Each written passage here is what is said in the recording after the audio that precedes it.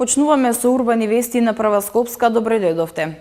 Создавањето диви депонии е најголемиот причинител за загадувањето на воздухот во Скопје. Повеќе на оваа тема ве информираме веднаш по генералната најава. Останете со нас. Создавањето диви депонии најголем причинител за загадување на воздухот. Црвен крст на Македонија, најголема организација за обезбедување хуманитарна помош. Во тек е реконструкција на улици во Бутел. Голем интерес за проектот Дрво за секое дете. До сега се пријавиле 185 родители. 279 жени годишно умираат од рак на дојка во Македонија. Положено цвеќе пред споменикот на познатиот војвода Васил Стојанов Аджиларски во Миладиновци. Во неколку скопски општини е забележано зголемување на концентрациите PM10 честички, кои од почетокот на грејната сезона се искачија и до 4 пати над дозволената граница.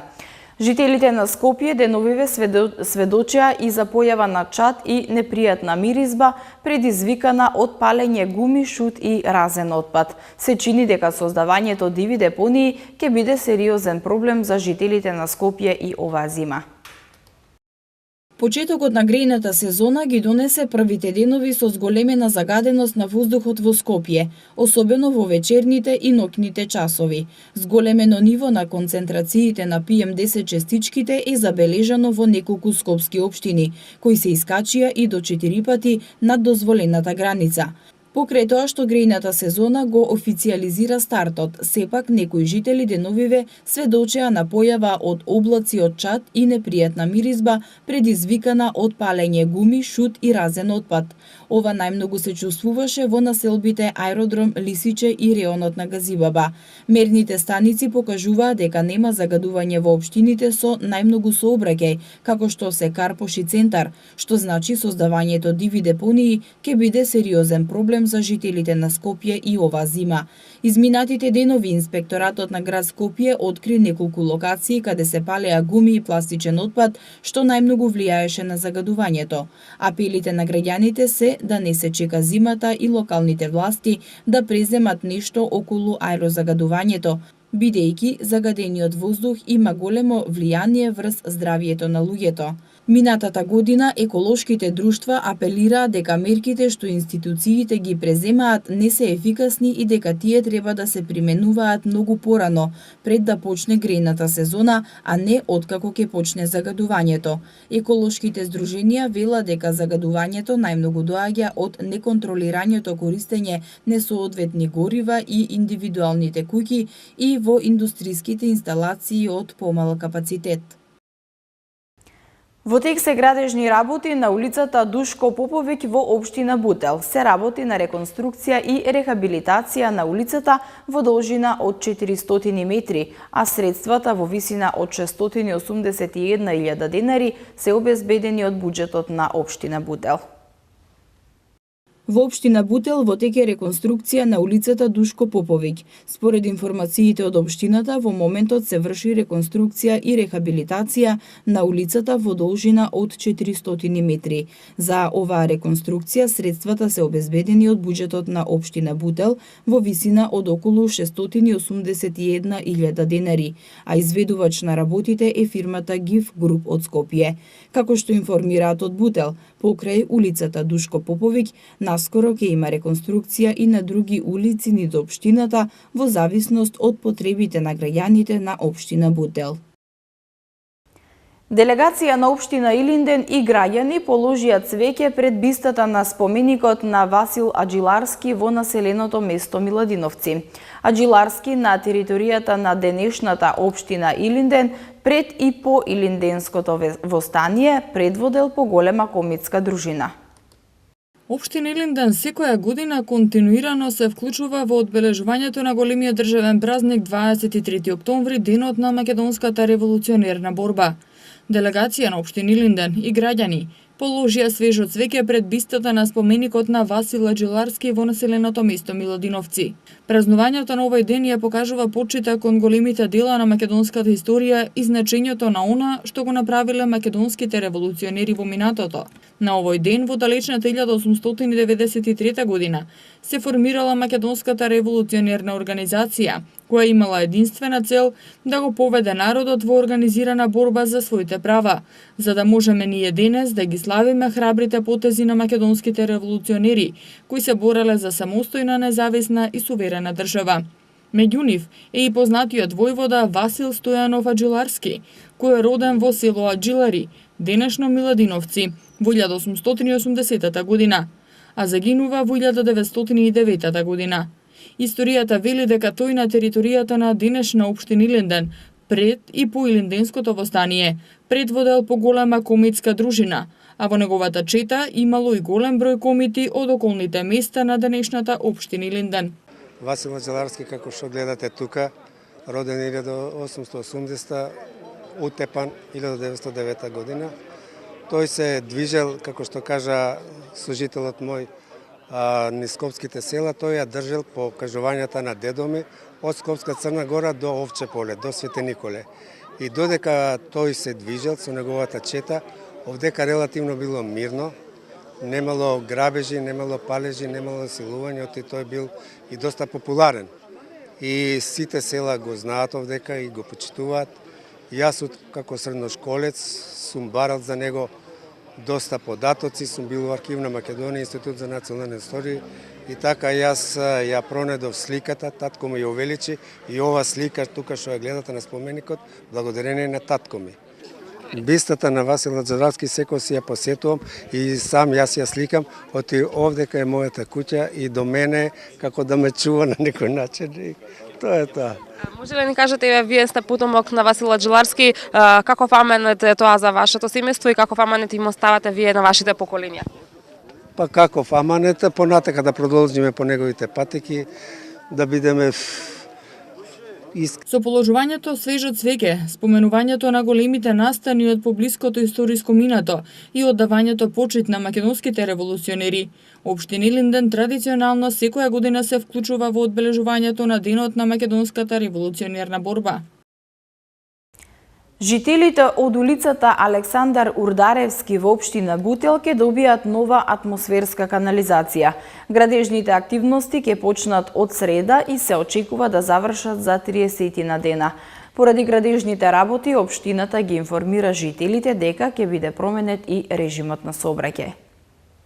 Општина Бутел и град Скопје од среда ќе почнат со изградба на атмосферска канализација на улицата Александар Урдаревски, на потегот од кружниот тек до улицата Бутелска, но работите ќе се одвиваат во две фази. Како што информираат од општина Бутел, првата фаза ќе ја опфати делницата од кружниот тек до семафорите, а работите ќе траат 1 месец. Општината ги информира граѓаните дека ќе биде променет и режимот на сообраќај. Во наредните 30 денови тој ќе се одвива по улицата Хошимин, преку улицата Цетинска или пак преку новата делница на булеварот Христијан Тодоровски Карпош и улицата Натанаел Кучевишки. За граѓаните што гравитираат кон градските гробишта и општина Чучер Сандево, сообраќајот ќе се одвива преку улицата Боца Иванова до кружниот тек и обратно, информираат од Бутел. Обезбедување на хуманитарна помош која се состои од храна и медицинска нега, како и делување во рок од 48 часа по евентуална настаната елементарна непогода, пружање помош на лица во ризик, а во последниве години и наречиси 18.000 мигранти се дел од активностите на Црвениот крст на Македонија. Покрај тоа, значајни се и редовните крводарителски акции, кампањи за поддршка на стари, слепи и лица во социјален ризик. Црвениот крст на Република Македонија како најголема хуманитарна организација во повеќе наврати во изминатиот период се соочува со справување на кризни состојби во Република Македонија преку обезбедување хуманитарна помош и пружање услуги на лица кои се нашле во ризик. Еден од најголемите предизвици на Црвениот крст во последниве 2 години е мигрантската криза, односно големиот број на мигранти кои транзитираа низ државава. Црвениот крст на Република Македонија им даде поддршка на 18.000 мигранти во нивниот пат кон подобра иднина. Како што соопшти Сашо Талевски, раководител на Црвениот крст, 7500 волонтери и 200 вработени во 30 општински организации на Црвен крст. Од формирањето на оваа хуманитарна организација се занимаваат со обезбедување на хуманитарна помош, која се состои од храна и медицинска нега, како и делување во рок од 48 часа по евентуална елементарна непогода, пружање помош на лица во ризик, кампањско делување за обезбедување на подобри услови за старите, слепите и лицата во социјален ризик. Обезбедува поддршка за националните друштва пред се на полето на подготвеност и действување при катастрофи, обезбедување поддршка за нашата работа во националните друштва за имплементација на проекти и активности во сферата на здравствената и социјалната грижа и обезбедување на надградба на капацитети на националните друштва. Како пример, ќе ви кажам, во рамки на проектите кои што ги имплементираме изминативе години, дали се тоа проекти за мигрантите, дали се проекти за бегалци, дали се проекти за обезбедување, надминување на последици од природни катастрофи. Меѓународната федерација обезбедува можности за надградба на нашите капацитети. Успеавме во рамките на овие проекти да го прошириме нашиот возен парк, да изградиме магазини, да обезбедиме можности за развој на нашите вработени, организирани се голем број на обуки, значи важно е да се истакне овој аспект од работата на Меѓународната федерација, затоа што покрај обезбедувањето на основната поддршка за различни категории на корисници кои што ги помагаме, исто така посветува и внимание за развојот на организациите во рамките на Меѓународната федерација. Еден од најрепрезентативните тимови, препознатлив и омилен во јавноста, е тимот за одговор при катастрофи, како и тимовите за спасување на вода и на планина, кои што многу пати досега покажале акции за спасување на човечки животи, активности достојни за почит. Гледате, значи, услугите кои што овие тимови ги обезбедуваат, единици ги обезбедуваат, се движат од обезбедување на здравствена грижа, дистрибуција на хуманитарна помош, логистичка поддршка, телекомуникации, градење на живеалишта, значи се што може да биде поврзано со хуманитарната работа на Црвениот крст и Црвената полумесечина, постаат вакви стручни лица кои што се наоѓаат во рамки на движењето. Она што исто така е интересно за вас да знаете, дека и во рамките на нашиот регион, во регионот постои така наречен регионален тим за действување при катастрофи. Седиштето на тимот му е во Будимпешта, од каде што се координира работата преку Канцеларијата на Меѓународната федерација. И во овој тим членуваат обучени лица од регионот и во различни области со различна експертиза, кои што во случај на итни состојби обезбедуваат меѓусебна. Црвениот крст на Република Македонија со поддршка на Меѓународниот комитет на Црвен крст редовно организира и здравствено-превентивни прегледи, а работи и на надградба на капацитетите, за што како пример Талевски го посочи магазинот во Момин поток, кој е од исклучително значење при организација на хуманитарни акции. До сега до град Скопје се пристигнати 185 пријави за садење дрвца во рамки на проектот на град Скопје Дрво за секое дете. Со овој проект се овозможува жителите на Скопје во рамки на есенската акција за садење дрвца да засадат дрво во чест на раѓањето на нивното бебе. На почетокот на месец април 2018 година, градот Скопје потпиша меморандум за соработка со јавното предпријатие Паркови и зеленило и представници на гинеколошките клиники во Скопје за учество во проектот Дрво за секое дете. Со овој проект се овозможува на жителите на Скопје да засадат дрво во чест на раѓањето на нивното бебе на некој од градските дрвореди, паркови или скверови, а на самото дрво ќе има плочка каде ќе го пишува името на детето и датумот на раѓање. Од град Скопје велат дека од почетокот на реализацијата на проектот досега граѓаните покажале голем интерес за овој проект, каде досега до град Скопје има пристигнато 185 пријави за садење на дрва. Дрвјата во рамките на проектот Дрво за секое дете ќе бидат засадени во рамките на есенската акција за садење која ќе почне наскоро.